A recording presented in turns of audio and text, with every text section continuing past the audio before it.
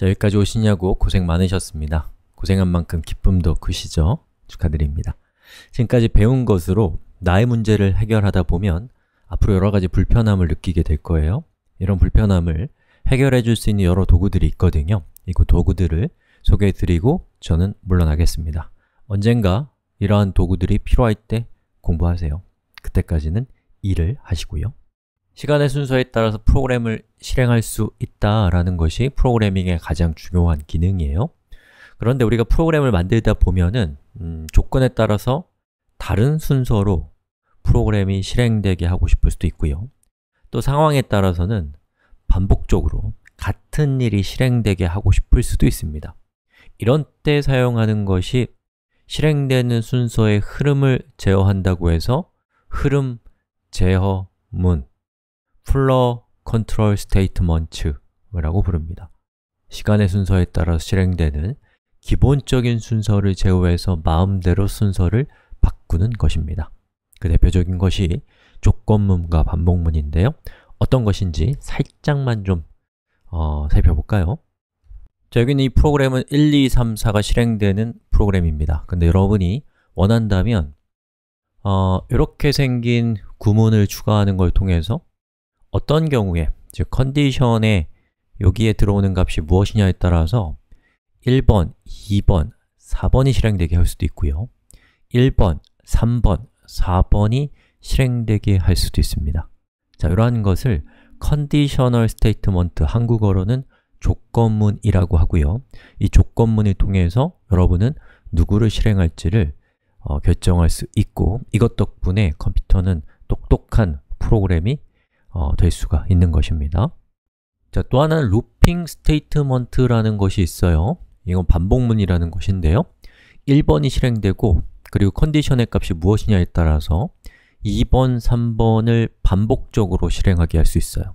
그리고 컨디션의 값이 또 어떤 다른 값이 되면 그때 4번이 실행되는 걸 통해서 어떤 특정한 순서가 반복적으로 실행되게 하는 것이 바로 반복문, looping statement라고 하는 것입니다.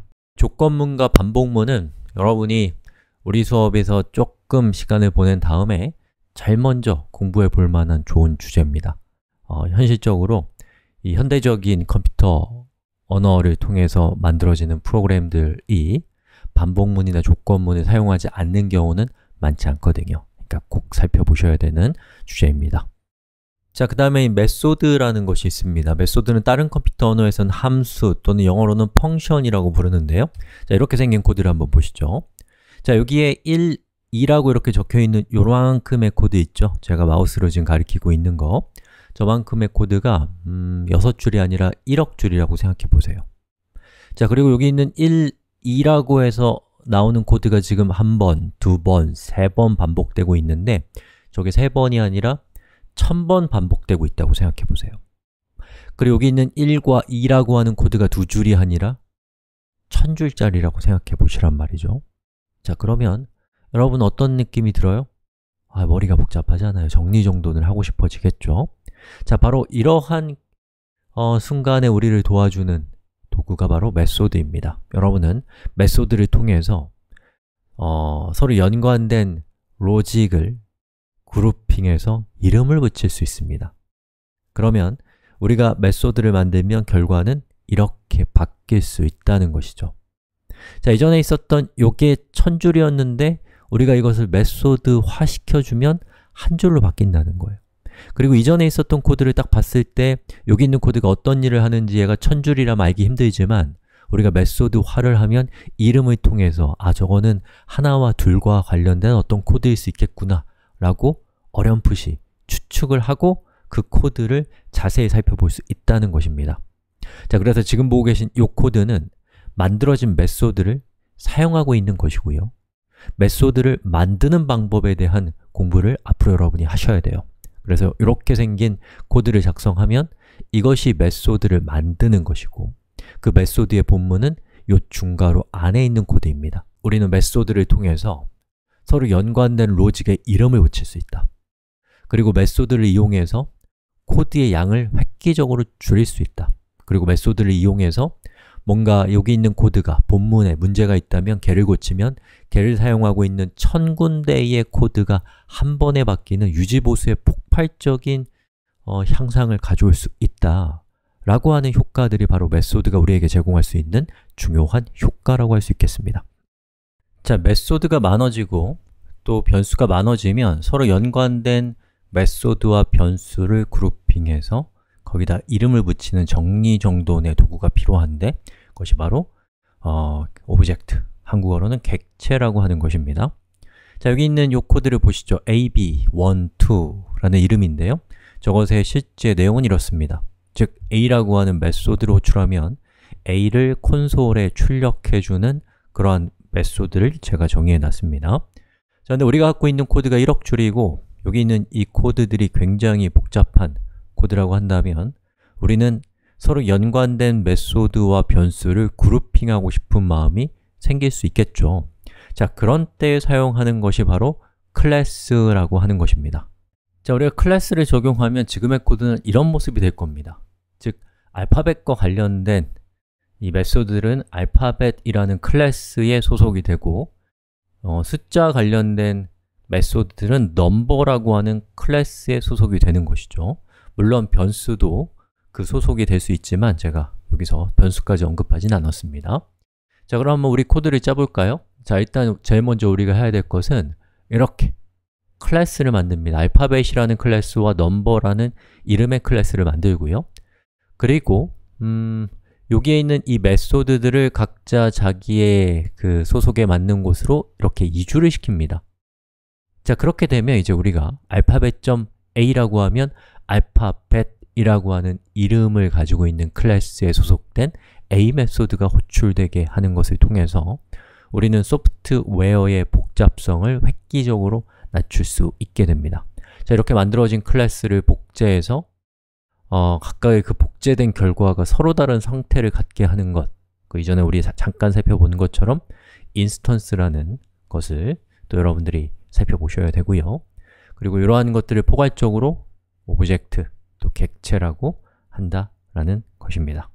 그리고 한 가지만 더 말씀드리면 이렇게 객체를 중심으로 해서 소프트웨어를 만들어 나가는 프로그래밍 패러다임을 객체, 지향, 프로그래밍, 영어로는 Object Oriented Programming이라고 하는 것인데 지금 당장 여러분한테 필요는 없습니다만 차차로 여러분이 객체 지향 프로그래밍을 통해서 소프트웨어의 복잡도를 낮추고 다른 사람들이 사용하기 쉬운 부품을 만들 수 있는 능력을 내가 가져야겠다 이런 생각은 꼭 하고 계시면 좋겠습니다.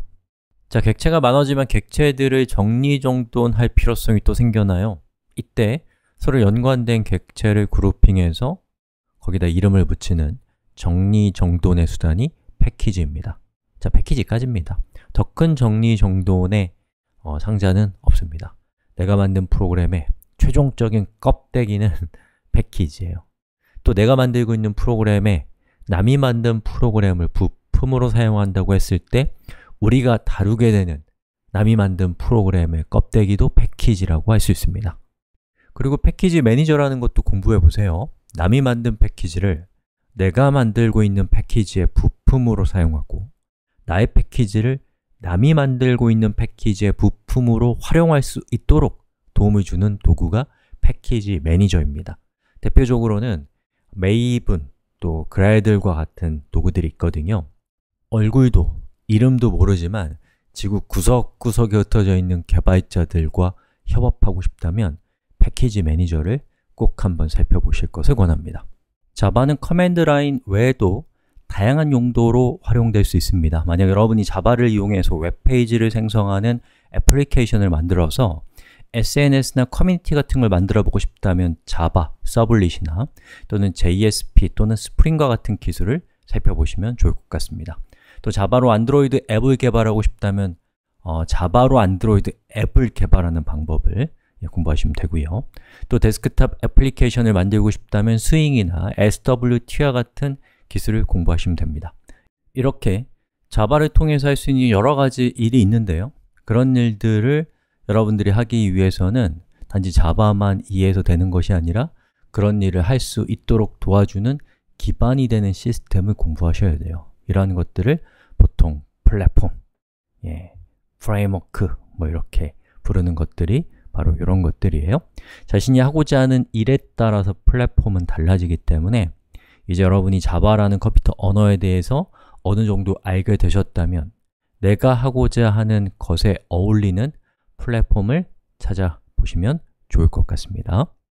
자, 여러분이 언어에 대해서 적당히 이해했고 또 플랫폼에 대해서도 어느 정도의 적당한 경험을 했다면 이제 도메인 널리지를 알아야 됩니다. 도메인 널리지라는 건 쉽게 말해서 내가 자동화해주고 싶은 업무를 파악하는 겁니다. 예를 들어서 인터넷 뱅킹 서비스를 만든다고 해봅시다. 적금과 예금의 차이를 모른다면 곤란하겠죠.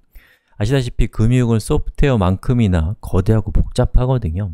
세상의 많은 분야가 수많은 사람들이 자신의 인생을 바쳐서 만든 것들입니다. 당연히 방대하고 복잡할 수밖에 없습니다. 그런 점에서 우리 개발자들은 여러 분야에 대해서 공부하는 것을 좋아해야 되고 또 다른 분야의 사람들과 잘 어울릴 수도 있어야 되는 것 같아요. 자, 이 정도만 말씀을 드릴까요? 뭐 얘기하다 보면 밤을 새도 부족할 테니까요. 자, 이런 얘기 하나 하고 마무리하겠습니다. 자, 작은 시골 마을이 있는데 거기 진입로가 있어요. 그런데 막 고속도로에서 쓰는 인터체인지가 있다면 이상하겠죠. 또 대도시로 진입하는 진입로에 신호등도 없는 교차로밖에 없다면 안 되겠죠. 또 책이 한 권도 없는 집에다가 도서관을 차린다면 과한 일일 것이고 책이 1억 권이 넘는 도시에 도서관도 없이 그 많은 책들을 실내 체육관에 그냥 벌려놓는다고 생각해 보세요. 필요한 개념과 도구는 내가 어떤 상황에 있는가에 따라서 맥락적으로 달라집니다. 아니, 달라져야 됩니다. 저는 우리의 뇌에는 일종의 저울이 있다고 생각하거든요. 이 저울은 노력한 대비 성과가 얼마나 되는가를 따져보는 저울입니다. 적은 노력으로 많은 성과를 얻었다면 이 저울은 우리를 흥분시킵니다. 많은 노력을 했지만 성과가 크지 않다면 이 저울은 우리의 뇌를 우울하게 합니다. 저울이 주는 신호를 자꾸만 무시하면 우리는 점점 일과 멀어지거나 공부와 멀어지게 됩니다. 이 둘 사이의 균형 감각을 건강하게 유지한다면 저는 공부도, 일도 즐거운 일이 될 수 있다라고 생각합니다. 우리 자바 수업이 여러분의 뇌를 혹사시키는 수업이 아니라 흥분시키는 놀이와 같은 수업이 되었기를 바라봅니다. 고맙습니다. 그리고 축하합니다.